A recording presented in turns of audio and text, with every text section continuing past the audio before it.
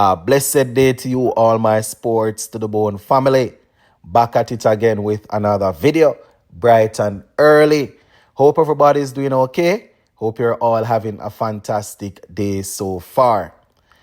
West Indies versus Ireland. Third time's a charm. That's what they always say.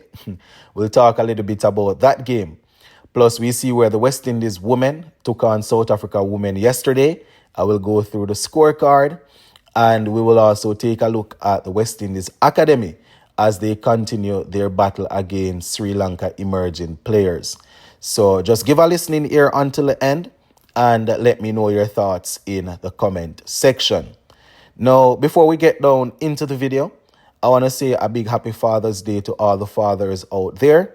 Wishing you all the best for the day. Hope you won't have to work today so you can spend some quality time with the family. All right, let's get down to business, my people. As a matter of fact, before I get into the actual topics, I want to say congratulations to South Africa. They were victorious in the World Test Championship final against Australia. So I want to say a big shout out to all the South African players. Shout out to all the South African fans. You know, it was good to see South Africa in a final and being able to win that comprehensively. So congratulations to South Africa. All right, let's get into this West Indies versus Ireland now. So we've been having a lot of rain recently. The first and second game, you know, we weren't able to, we didn't see any cricket. So going into this one, I am basically working with the same playing 11 that I had for the second game. I just have one change. So based on what I'm seeing, Brandon King isn't available. So we will probably have to go with Evan Lewis and Johnson Charles. That's what they have been working with all along anyways. Shea Hope 3, Rutherford 4, Powell 5, Hetty 6, Shepherd 7, Holder 8, Hussein 9, Moti 10, and Alzari 11. So that's how I would do it. The only change, the only thing we could probably do to tweak it is to let Shea Hope and Evan Lewis open and probably give Casey Carty a look in. You know, he has shown that he has the ability to play some T20 cricket. But I'm thinking the final game of the tour, just work with what, you know, we've been working with all along in Lewis and Johnson Charles. So that's how we would probably go. Then Shea Hope, Rutherford, Powell, Hetty, Shepherd, Holder, Hussein, Moti, and Alzari.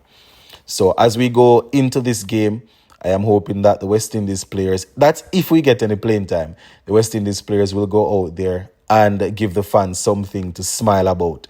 You understand? It's, you know, we're closing off the tour, so the fans will definitely want something to remember as we continue our preparation for Australia. Talking about the fans continuing their preparations, we got to prepare our minds, right, as we get ready to take on Australia. So hopefully today we will be able to go out there if we get you know, the game in and give a good account of ourselves. Not going to go through any keys to victory or anything like that. Just want the guys to go out there and play some good quality cricket. All right, let's take a look at the West Indies women. They played yesterday against South Africa women, and you know, we weren't victorious at all, my viewers and subscribers. Yes, it was another defeat. So South Africa women, they won the game by 40 runs, right? They batted first, scored 309 off their allotted 50 overs. 309, very good score there. Right, so bowling for the West Indies women, we saw Fletcher doing pretty well. She picked up 4 for 64 from 10. She was supported by Captain Hayley Matthews, who got 2 for 47 from her 10. And we saw Ramarak and Alain chipping in with a wicket apiece. So those were the main contributors for us with the ball, as we restricted South Africa women to 309 for 9. Batting for South Africa, it was Sunelus who top scored. She got 76 from 65 with 8 fours. So South Africa women doing some good work with the bat. Now, when it was time for us to chase, Haley Matthews, she once again showed her class at the top of the innings. She scored 56 from 58 with 9 fours. She was supported by Shemaine Campbell, who scored 53 from 58, 4 fours and 1 6. Right? And in the middle, Chinelle Henry, she got 39 from 39, 4 fours and 1 6. But unfortunately for us, that wasn't enough. As the South Africa women, they were able to bowl us out for 269. Yes, my people, 269, the West Indies women. So losing that game there by 40 runs, Very, very rough time for West Indies cricket, my people. West Indies men, West Indies women, the West Indies A, and the West Indies Academy. They are the ones that we are going to talk about now to see what they are going on with. So going into day 2 of this 4-day game, West Indies Academy, they would say that they are sitting pretty against Sri Lanka emerging players. West Indies Academy, they bowled out Sri Lanka emerging players for 241 runs. Yes, 241 runs on day 1. And we did some batting on day 1 also, finishing off the day on 82 for 1.